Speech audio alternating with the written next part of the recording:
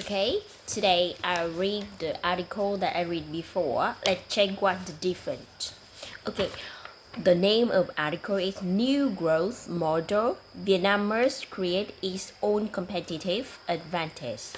For nearly 45 years of đổi mới, renovation, Vietnam has progressed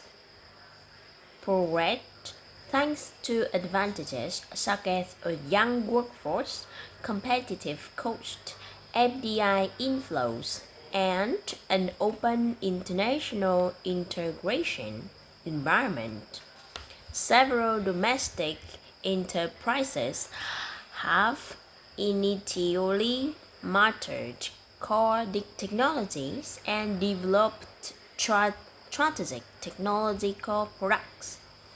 This has been a successful model, helping Vietnam rise from an economy with a low starting point to a vital link in the global production chain. But no advantage lasts forever.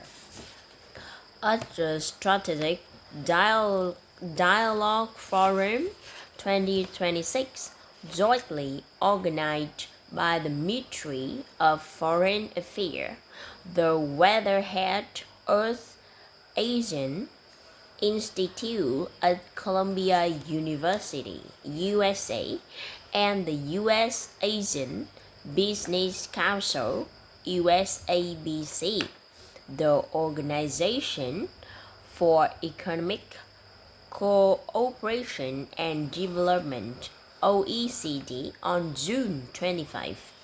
A question was raised: when all advantages gradually lose their efficacy, what will Vietnam compete with?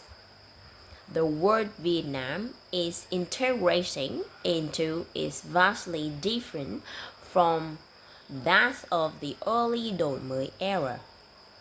The OECD warned that the global economy is facing slower growth, weak productivity, and rising uncertainty in trade and investment. Global greenfield FDI has also fallen sharply compared with 2 decades ago, while competition for investment has become increasingly intense. Today, however, competition is no longer simply about who offers cheaper land, lower labor costs, or more generous incentives. New investment flows are increasingly direct toward countries that combine openness with strong institutions, a skilled workforce, modern infrastructures, and a clear long-term vision. Brooke Mary Narrow of Columbia University described it not as a word of deglobalization, but rather as one of fragmentation. Supply chains are not disappearing, they are being redistributed. Economic efficiency is no longer the sole factor driving investment decisions.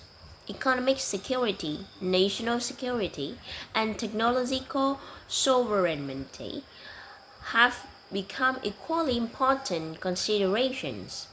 In this context, Vietnam can no longer rely solely on the advantages that served it well in the past. Cheap labor is still valuable, but it cannot be advantageous forever. Resources are limited. Investment incentives can attract businesses, but they do not automatically create technological capabilities. Exports can increase, but if domestic added value remains low, the economy still stands at the lower rungs of the value chains.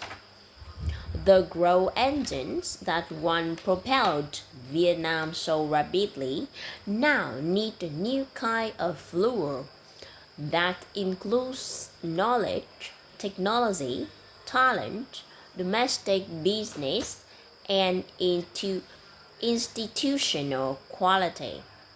Vietnam did not start this journey from scratch. After 45 years of đổi mới, the economy has built a significant foundation. Scientific and technology, technological capabilities and innovation have improved. The domestic startup ecosystem and technology businesses are beginning to participate more deeply in international production chains. Yet, these achievements have also made the country limitations more viable. Science, technology, and innovation have yet to become the primary drivers of economic growth. Investment in research and development remain limited. High quality human resources, core technology capability, and the commercialization of research outcome have not yet met expectations. Vietnam has also yet to fully leverage international resources to promote technology transfer and strengthen its connection with the global innovation ecosystem. Vietnam cannot transition to a new growth model simply by buying technology, importing technology, or attracting global technology corporations. An economy cannot master technology without the capacity to learn independently, absorb knowledge, improve continuously, and gradually develop its own technologies.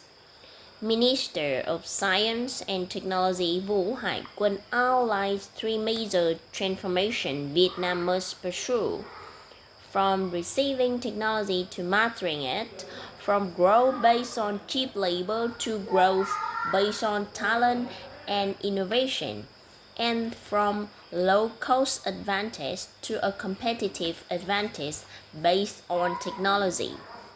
These three transformations are not merely issues for the science and technology sector. They represent a fundamental shift in how Vietnam creates competitive advantages. Under the new growth model, competitive advantages must be built on knowledge, talent, technologically capable domestic enterprises, the ability to commercialize research, and institutions that flexible enough to encourage innovation while remain transparent enough to inspire confidence.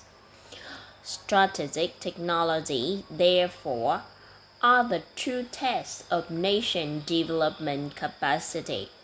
Technology only truly becomes strategic when it's marketed, applied, and commercialized into products, services, productivity, and added value. Vietnam has begun to construct a policy framework for the new era from the National Steering Committee on Science, Technology, and Innovation Development. The list of priority strategic technologies to be developed to the goal of forming strategic technology enterprises. But the biggest challenge is translating those guidelines into businesses, technology, products, and productivities. This becomes more evident in the story of FDI. Thank you for listening.